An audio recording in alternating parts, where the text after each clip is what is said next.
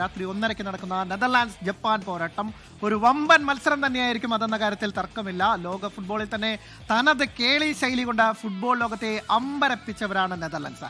Total ഫുട്ബോളിന്റെ വക്താക്കൾ. നെതർലാൻഡ്സിന് ഇത് 12ാം ലോകകപ്പാണ്. അവരുടെ വിശേഷങ്ങൾ നമുക്ക് പോകാം. ഇത് നെതർലാൻഡ്സിന് 12ാമത്തെ ലോകകപ്പാണ്.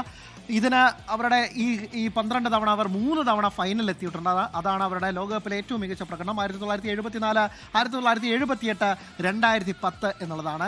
1978 അർജന്റീനയോട് തോറ്റു, അതിനു മുമ്പ് വെസ്റ്റ് ജർമ്മനിയോട് തോറ്റു, ഏറ്റവും ഒടുവിൽ 2010 സ്പെയിനോടുകൂടി തോറ്റതാണ്.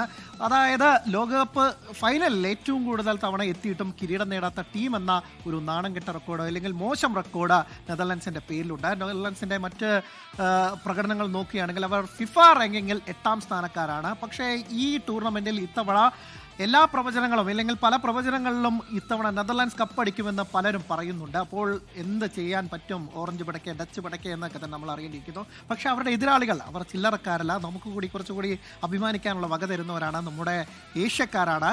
ജപ്പാൻ ഇത് അവരുടെ വലിയ സമീപകാലത്തൊക്കെ തന്നെ മികച്ച പ്രകടനം കാഴ്ചവെക്കുന്ന ടീം. 1998 ഫ്രാൻസിൽ അരങ്ങേറ്റം കുറിച്ചത് മുതൽ തങ്ങൾ തുടർച്ചയായി ഈ ലോകകപ്പിൽ മാറ്റിവരയ്ക്കുന്ന ഏഷ്യൻ ഫുട്ബോൾ ശക്തികളാണ് ജപ്പാൻ. ജപ്പാന്റെ ലോകകപ്പ് ചരിത്രം ഒന്ന് പരിശോധിച്ചു വരാം.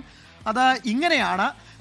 ജപ്പാന്റെ 9ാമത്തെ ലോകകപ്പാണ്. മികച്ച പ്രകടനം എന്ന് പറയുന്നത് 2002, 2010, 2018, 2022 പ്രീ ക്വാർട്ടറിൽ അവർ എത്തി എന്നുള്ളത് തന്നെയാണ്. ഫിഫ റാങ്കിങ്ങിൽ അവർ 18ാം സ്ഥാനക്കാരാണ്. അപ്പോൾ 18ലും 9ലും 8ലും ഒന്നും കാര്യമില്ല. കളി ഇന്ന് ആര് മെനയുന്നു അല്ലെങ്കിൽ ആർക്ക് ഗോളടിക്കാൻ പറ്റുന്നു അത് തന്നെയാണ്. ഒരുപക്ഷെ റാങ്കിങ്ങിലും ചരിത്രത്തിലും ഒക്കെ തന്നെ മുന്നിലായിരുന്നു ബ്രസീൽ. പക്ഷേ ഇന്ന് മൊറോക്കോ കളിച്ച കളി കണ്ടില്ലേ, ഇന്ന് പിടിച്ചു കിട്ടിയില്ലേ. അപ്പോൾ ഫുട്ബോളിന്റെ കളി അല്ലെങ്കിൽ അതിന്റെ ഒരു മനോഹാരിത എന്നൊക്കെ തന്നെ പറയുന്നത് ഇതെങ്ങനെയാണ്.